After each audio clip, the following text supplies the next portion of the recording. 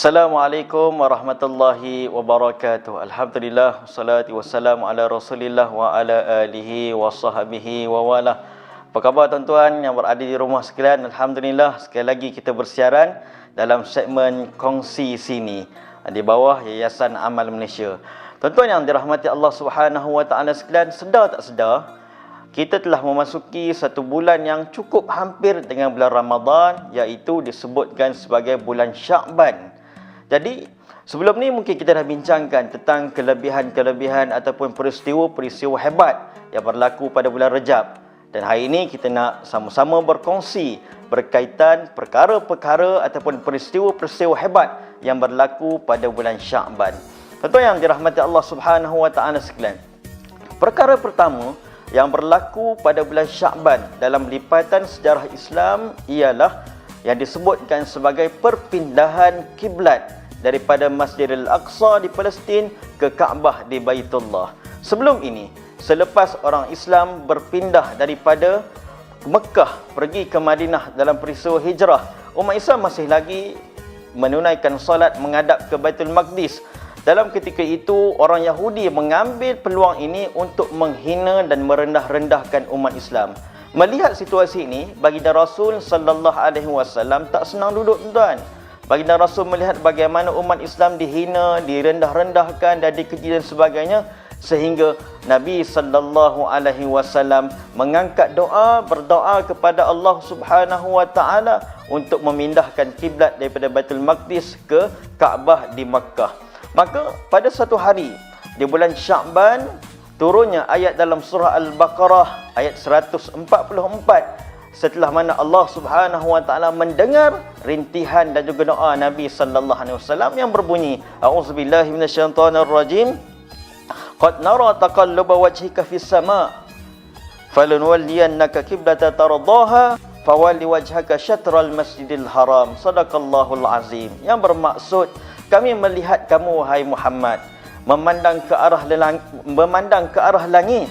Kemudian kami pindahkan, gantikan kiblat ke arah tempat yang kamu kehendaki ataupun kamu sukai, maka palingkanlah wajah kamu ke Kaabah di Baitullah. Inilah peristiwa berlakunya perpindahan kiblat daripada Masjidil Aqsa ke Masjidil Haram, ke Kaabah di Masjidil Haram yang berlaku pada bulan Syakban. Tuan-tuan yang dirahmati Allah Subhanahu wa taala sekalian, selepas berlaku peristiwa hijrah, hampir 17 bulan 3 hari umat Islam di Madinah menunaikan solat menghadap ke Baitul Maqdis, kemudian berlakulah perpindahan kiblat.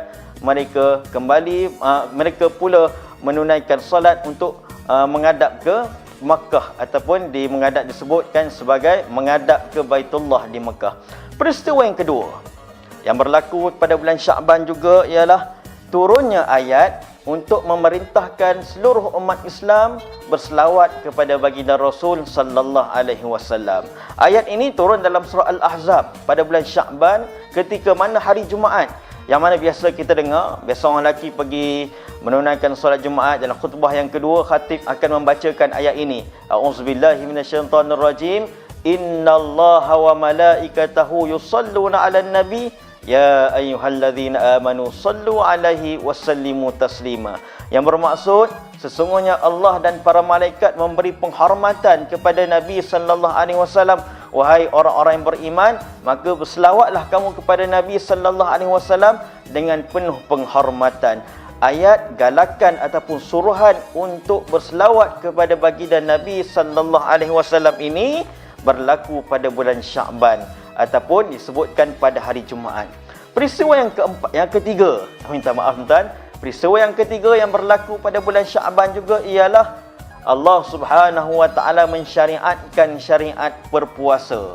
Seperti mana kita tahu, selepas Nabi dan para sahabat berhijrah daripada Mekah ke Madinah, maka Nabi dan para sahabat melihat orang-orang Yahudi dan Nasrani berpuasa pada hari Sabtu dan hari Ahad.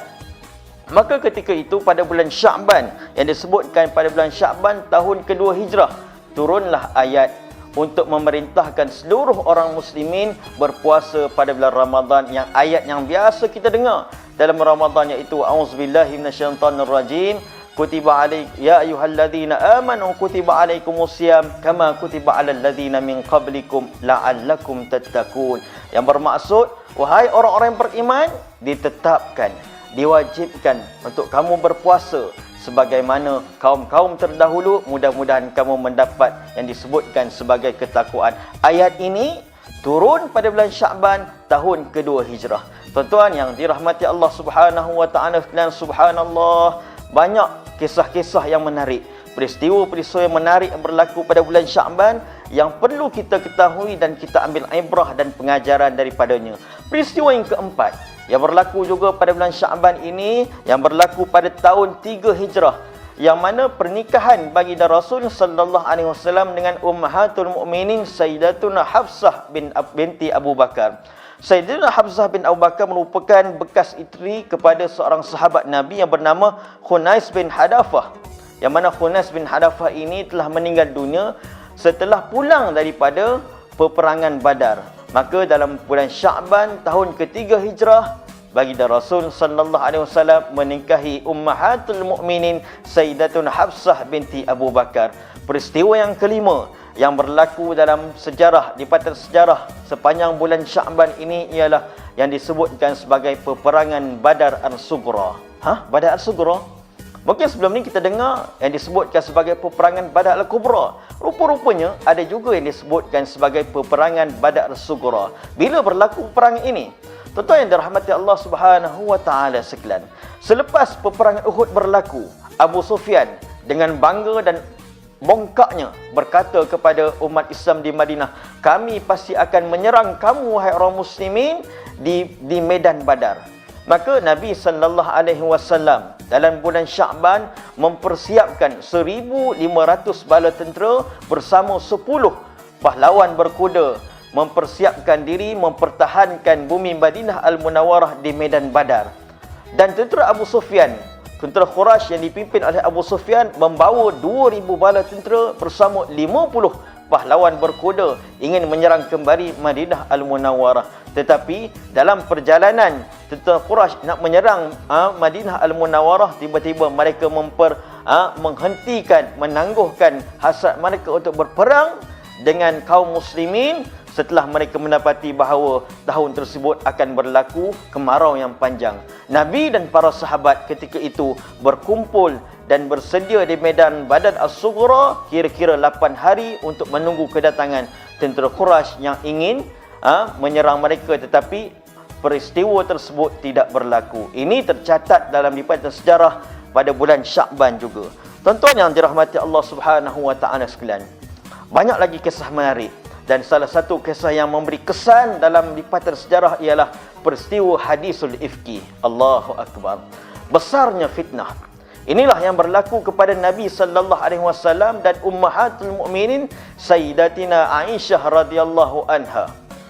Setelah pulang dalam peperangan memerangi Bani Mustalik, Nabi dan para sahabat pulang ke Madinah Al-Munawwarah. Tiba-tiba Sayyidatina Aisyah radhiyallahu anha tertinggal dalam peperangan Bani Mustalik tersebut, dan orang-orang munafik yang diketuai oleh Abdullah bin Ubay, kepala orang munafik, telah membuat satu fitnah yang besar yang menyatakan bahawa Sayyidatuna Aisyah radhiyallahu anha telah melakukan kecurangan bersama Safwan bin Mu'attal.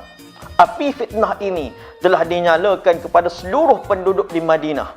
Maka orang-orang mula bercakap tentang buruknya perlakuan Sayyidatina Aisyah radhiyallahu anha dengan Safwan bin Mu'attal.